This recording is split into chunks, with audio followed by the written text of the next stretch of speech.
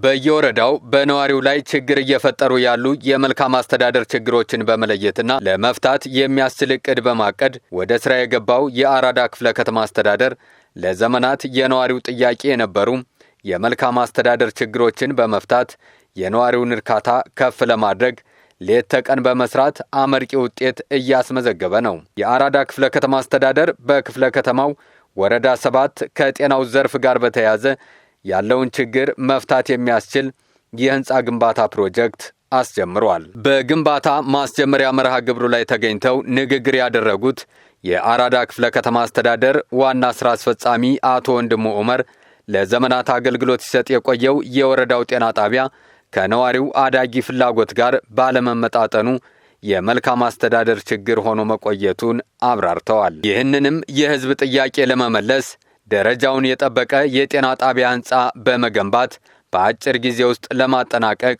ወደ ስራ መገባቱን ተናግረዋል። ስራ ማስጀመሪያ መርሃ ግብር ላይ ጥሪያችንን አክብራችሁ ስለተገኛችሁ በራሴና በክፍለ ከተማው አስተዳደር ስም ልባዊ ምስጋና አቀርባለሁ። እንኳን ደስ አላችሁ፣ እንኳን ደስ አለን።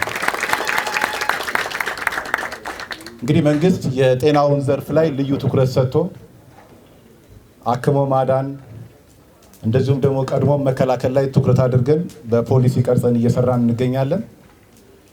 አሁን ባለው ነባራዊ ሁኔታ ደግሞ ከተማ አስተዳደሩ በልዩ ትኩረት የጤና ቱሪዝም ማዕከል ለማድረግ አዲስ አበባን በሁሉም የጤና ጣቢያዎቻችን፣ ሆስፒታሎቻችን ላይ ሪፎርም በማድረግ በርካታ ስራዎች እየሰራ ይገኛል።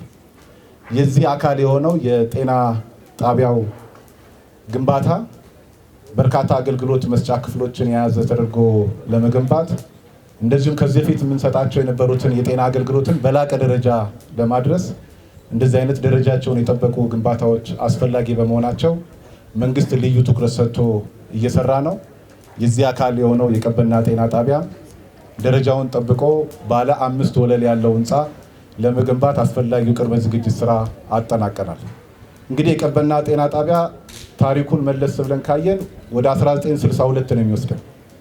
1962 መጠነኛ አገልግሎት የጀመረው የጤና አገልግሎት አሁን እየሰፋ እስከ ወሊድ አገልግሎት ድረስ የሚሰጥበት ሁኔታ ፈጥረናል።